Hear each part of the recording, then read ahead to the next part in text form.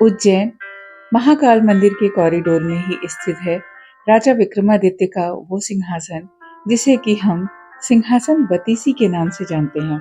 और ये देखकर मुझे बहुत खुशी हुई क्योंकि बचपन में मैंने सिंहासन बतीसी की जो कहानियां सुनी थी वो मेरे मन में एकदम जीवंत हो गई और ऐसा लगा कि शायद मेरे बचपन की कोई चीज मुझे मिल गई है। फिर हम चल पड़े सिंहासन बतीसी को देखने के लिए। सिंहासन बतीसी से जुड़ी अगर बातें आपको नहीं पता है तो मैं आपको बताती हूँ। प्राचीन समय की बात है, उज्जैन में एक राजा भोज राज करते थे। वह बड़े दानी और धर्मात्मा थे। उनके बारे में प्रसिद्ध था कि वो न्याय करते हैं और ऐसा न्याय करते हैं कि दूध और पानी अलग हो जाए। नगरी में एक किसान का एक खेत था जिसमें उसने कई सारी साग सब्जियां लगा रखी थी। एक बार की बात है कि खेत में बड़ी अच्छी फसल हुई। पूरी जमीन पर तो खूब सब्जियां आई, लेकिन खेत के बीचों बीच थोड़ी सी जमीन खाली रह गई। हालांकि किसान ने उस जमीन पर भी बीज डाले थे, लेकिन वहां पर कुछ भी नहीं उगा। किसान ने वहां खेत की रखवाली के लिए एक मचान बना लिया। जब भी किसान मचान पर चढ़ता अपने आप चिल्लाने लगता, कोई है, राजा भोज को पकड़ कर लाओ और सजा दो, मेरा राज्य उससे ले लो, जाओ जल्दी जाओ। सारी नगरी में यह बात आग की तरह फैल गई और राजा भोज के कानों में पहुंची। राजा ने कहा, मुझे उस खेत पर ले चलो, मैं सारी बात अपनी आंखों से देखना और कानों से सुनना चाहता हूँ। राजा भोज जब उस जगह पहुंचे तो उन्होंने वही देखा जो किसान मचान पर खड़ा है और कह रहा है, राजा भोज को फौरन पकड़ लाओ और मेरा राज उससे ले लो। यह सुनकर राजा चिंतित हो गए, चुपचाप महल में लौट आए। उन्हें रात भर नींद नहीं आई। सवेरे होते ही उन्होंने राज्य के ज्योतिषों और जानकार पंडितों को इकट्ठा किया। उन्होंने अपनी गोपनीय विद्या से पता लगाया कि उस मचान के नीचे कुछ तो छुपा है। राजा ने उसी समय आज्ञा दी कि उस जगह को खुदवाया जाए। खोदते खोदते जब काफी मिट्टी निकल गई तो अचानक एक सिंहासन प्रकट हुआ। सिंहासन के चारों ओर 8-8 पुतलियां यानी कुल 32 पुतलियां खड़ी थीं। सबके अचरज का ठिकाना न रहा। राजा को खबर मिली तो सिंहासन को बाहर निकालने के लिए कहा, लेकिन कई मजदूरों के जोर लगाने पर भी वह सिंहासन टस से मस न हुआ। तब एक पंडित ने कहा कि यह सिंहासन देवताओं का बनाया हुआ है, अपनी जगह से तब तक नहीं हटेगा जब तक कि राजा स्वयं इसकी पूजा अर्चना न कर सके। राजा ने ऐसा ही किया। पूजा अर्चना करते ही सिंहासन ऐसे ऊपर उठाया माने मानो फूलों का हो। राजा बड़े खुश हुए। सिंहासन में कई तरह के रत्न जड़े थे जिनकी चमक अनूठी थी। सिंहासन के चारों ओर 32 पुतलियां थीं। उनके हाथ में कमल का एक एक फूल था। राजा ने हुक्म दिया कि खजाने से रुपया लेकर सिंहासन दुरुस्त करवाया जाए। सिंहासन सुंदर होने में 5 महीने लग गए। अब सिंहासन दमक उठा, जो भी देखता देखता ही रह जाता। पुतलियां ऐसी लगती मानो अभी भी बोल उठी हों। राजा ने पंडितों को बुलाया और कहा कि आप कोई अच्छा मुहूर्त निकालें, उस दिन मैं इस सिंहासन पर बैठूंगा। दिन तय किया गया।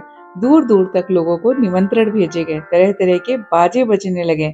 महल में खुशियां मनाई जाने लगी। पूजा के बाद जैसे ही राजा ने अपना दाहिना पैर बढ़ाकर सिंहासन पर रखना चाहा कि सारी पुतलियां खिलखिलाकर हंस पड़ी। लोगों को बड़ा अचंभा हुआ कि यह बेजान पुतलियां कैसे हंस पड़ी। राजा ने अपना पैर खींच लिया और पुतलियों से पूछा, ओ सुंदर पुतलियों, सच सच बताओ कि तुम क्यों हंसी। पहली पुतली का नाम रत्नमंजरी था। राजा की बात सुनकर बोली, राजन, आप बड़े तेजस्वी हैं, धनी हैं, बलवान हैं, लेकिन इन सब बातों में आपको घमंड भी है।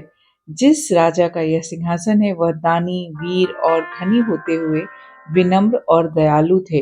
तो इस सिंहासन पर वही बैठेगा जो विनम्र और दयालु होगा। पुतली ने समझाया, महाराज, यह सिंहासन परम प्रतापी और ज्ञानी राजा विक्रमादित्य का है। राजा भोज बोले, मैं कैसे मानूं कि राजा विक्रमादित्य मुझसे ज्यादा गुणी और पराक्रमी थे। पुतली ने कहा, ठीक है, मैं तुम्हें राजा विक्रमादित्य की एक कहानी सुनाती हूँ। सिंहासन बतीसी की पहली पुतली मंजरी ने उन्हें एक कहानी सुनाई और ऐसे एक एक करके जो 32 पुतलियां थी, रत्नमंजरी, चित्रलेखा, चंद्रकला, काम कलंदा, लीलावती, रवि भामा, कौमुदी, पुष्पावती, मधुमालती, प्रभावती, त्रिलोचना, पद्मावती, कीर्ति, सुनैना, सुंदरवती, सत्यवती, विद्यावती, तारावती, रूपरेखा, ज्ञानवती, चंद्र ज्योति, अनुरोधती, धर्मवती, करुणावती, त्रिनेत्री, मृगनयनी, मलयवती, वैदही, मानवती, जयलक्ष्मी, कौशल्या, रूपवती। पूरे 32 बार 32 पुतलियों ने उनको उस सिंहासन पर नहीं बैठने दिया। अंत में राजा भोज ने हार स्वीकार करी और बोला कि मैं मानता हूँ कि मैं विक्रमादित्य जैसा महापराक्रमी और महाविद्वान नहीं हूँ। तब पुतलियों ने राजा भोज की इस बात को सुनकर, उनके अंदर की निष्ठा को देखकर उनको उस सिंहासन पर बैठने दिया। तो ये थी सिंहासन बतीसी की कहानी, और आप जाकर पढ़ सकते हैं सिंहासन बतीसी की कहानी को डिटेल में। ये तो मैंने बहुत ही शॉर्ट फॉर्म में बताई, और ये देखकर बहुत अच्छा लगा कि हाँ, कुछ चीज़ें ऐसी हैं जो हमने कहानियों में पढ़ी हैं और उनके साक्ष्य देखने को यहाँ पर मिल रहे हैं। यहाँ पर उस टीले की जो कुछ पार्ट हैं, वो थोड़े-थोड़े से प्रिज़र्व करके रखे गए हैं। और सिंहासन बतीसी के आप उस चबूतरे से जब खड़े होकर देखेंगे, तो वहाँ से महाकाल मंदिर का जो भव्य दृश्य दिखता है, वो क्या ही कहना। बीच में क्षिप्रा नदी का किनारा, वो घाट, और उससे महाकाल के मंदिर का दर्शन। बहुत ही खूबसूरत है ये जगह, और आप जब कभी भी उज्जैन जाइए तो इस जगह पर ज़रूर जाइएगा। बहुत अच्छा लग रहा था यहाँ पर आने के बाद, महाराजा विक्रमादित्य का वो विशाल सिंहासन देखकर।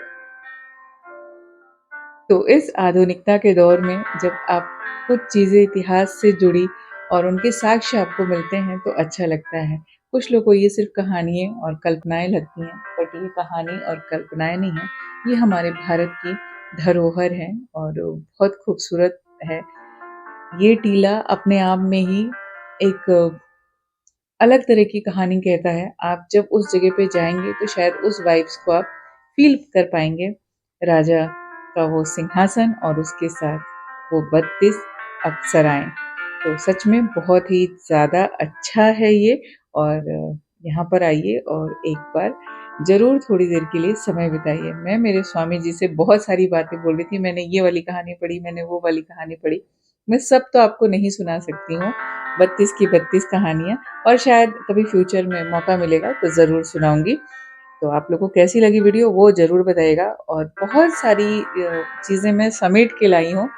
सब कुछ भी नहीं शेयर कर सकती, पर आप लोगों के साथ धीरे-धीरे जैसे भी मुझे समय मिलेगा, एडिटिंग कर पाऊँगी, वैसे आप लोगों के साथ अपनी अवंतिकापुरी की जो पूरी यात्रा थी, वो आप लोगों के साथ शेयर करूँगी। So thanks for watching this video. आपको कैसी लगी ज़रूर बताइएगा, और आप क्या जानते हैं सिंहासन बतीसी के बारे में, वो भी ज़रूर बताइएगा।